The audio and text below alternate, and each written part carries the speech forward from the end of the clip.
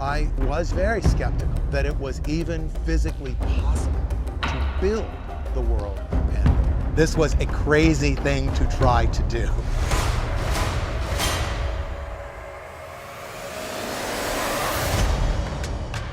It's a real-world experience.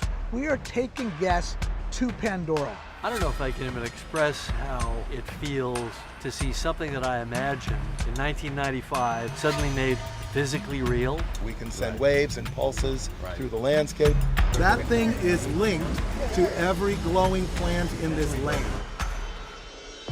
They're using the absolute cutting-edge technology, stuff that's never been applied before. Virtually everything in the world is a custom-designed, complex, programmed piece of show equipment.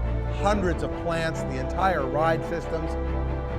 The Navi River journey is this beautiful, lyrical ride into the bioluminescent forest.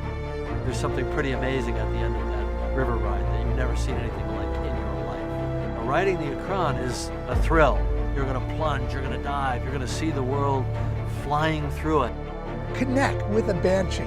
Fly over the landscape of Pandora.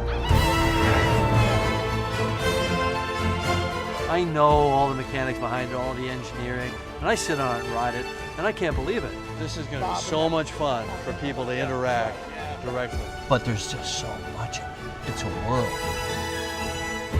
To stand there and walk underneath the floating mountains and look up and feel that mass over your head. People are truly immersed in this world. Nowhere else does that exist in any other theme park. This is a huge ensemble job.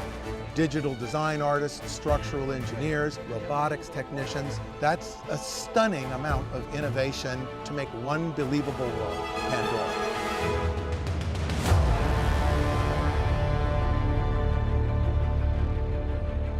I look forward to seeing you on Pandora. Well, not te camea.